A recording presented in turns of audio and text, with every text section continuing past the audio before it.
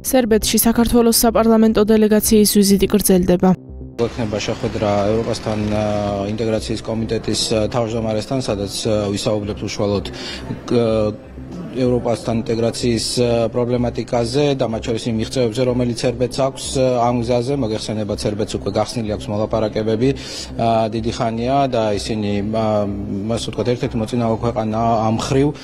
ასევე გაგვიზიარებენ გამოცდილებას თუ რა ნაბიჯები იყო, რომელიც წარმატებული აღმოჩნდა, რა მიმართულებებით აქვთ პრობლემები, შესაბამისად ველოდებით ასევე საინტერესო დისკუსიას. რაც შეეხება გუშინდელ თემებს, გუშინ ჩვენ საკმაოდ ფართო სპექტრი დავფარეთ თემებისა, დაწყებული უსაფრთხოებიდან გაგრძელებული, ვთქვათ, საგარეო პოლიტიკით, იგივე შიდა პოლიტიკით, ასევე თავდაცვის უსაფრთხოების საკითხები, განათლების საკითხები, ეკონომიკური და ვაჭრობის საკითხები. ასევე შევხვდით სერბეთის წარმომადგენლებს სხვადასხვა საპარლამენტო ასამბლეებში და მათთან ჰქონდა საუბარი თანამშრომლობაზე